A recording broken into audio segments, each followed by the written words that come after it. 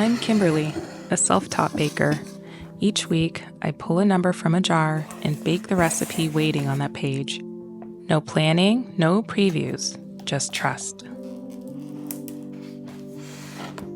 The recipe I pulled today is almond and walnut brownies. That sounds very interesting. Looking at the ingredients, I have everything that I need to make this, so I won't have to make a trip to the grocery store. Looks like there's almond flour as well as walnuts. So I don't have everything that I need, but I can substitute walnuts for a different nut.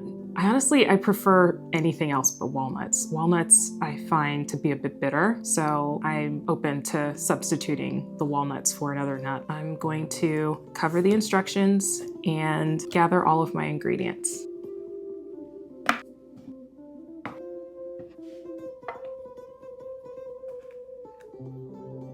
Oh, I'm supposed to dice this. I'll do that last.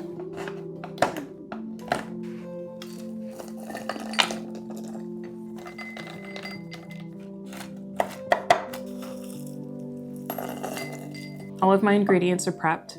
Now it's time to uncover the instructions to see how we put this brownie recipe together. I kind of surmised from looking at the ingredients that this is a gluten-free recipe, which is really good for anyone out there who's gluten-free. I'm reading the recipe note at the top, and the author states, "These need time to settle because nut flour melts with fat and moisture a bit more gradually. I let them rest at least 8 hours before serving." Well, I don't have 8 hours to wait.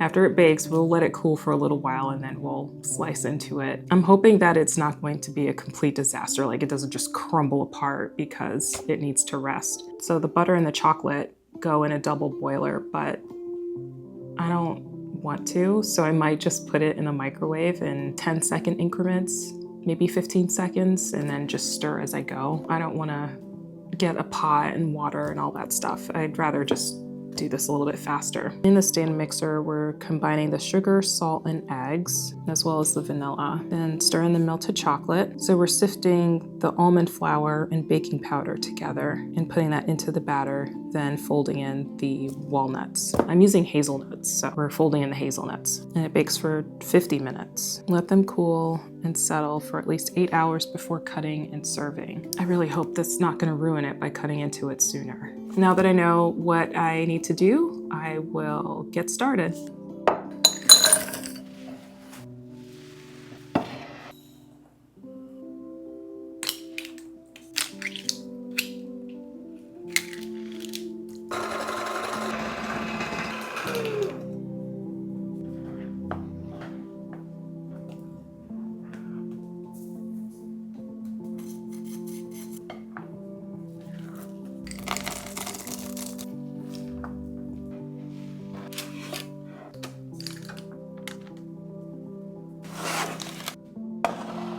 I almost dropped this brownie on the floor, and this is a result of me saving it. So let's just pretend it's not there.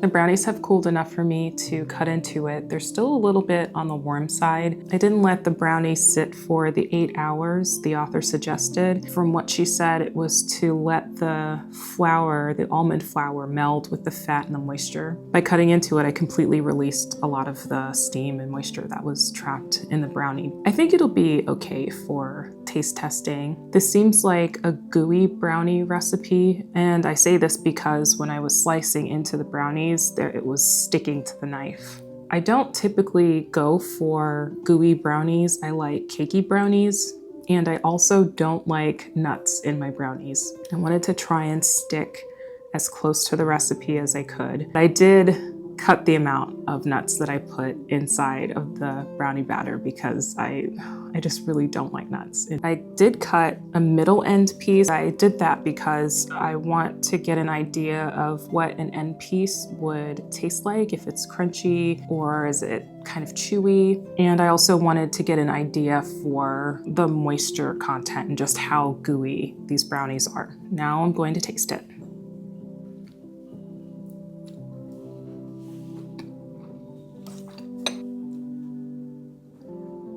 I don't usually like homemade brownies, I know. I'm a self-taught baker, and the one thing that I just couldn't get behind were homemade brownies. I still, to this day, use box brownies. So this is a surprise. This is really good. How do I describe it? It has a very rich chocolate flavor. There is a slight hint of almond from the almond flour, and it's chewy, but not too chewy. It almost kind of melts in the mouth a little bit. It's an interesting texture, and the flavor is just really good. It's like chocolate and almonds and hazelnuts too. This would taste good with ice cream, but honestly, on its own, it's quite rich. As far as the texture, the top of the brownie, it does kind of have a crackle top, similar to what you would find on a crackle top brownie. The top is thicker than the crackle top on a traditional flour-based brownie.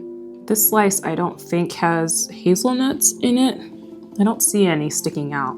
So I think the hazelnut and the chocolate together is a winning combination. I'd be interested to see how this turns out after it has rested for a few more hours, maybe for 8 hours or so, just to see how the texture changes, and also if the flavor would deepen more or how it would change. I want to go back to the texture again. Almond flour has a tendency to be like, you can feel it when you chew it versus using wheat flour, but I didn't really pick that up here. It's almost like it disappeared in the chocolate, and the texture is fluffy. It's melt in your mouth. I'm very pleased with what I drew today.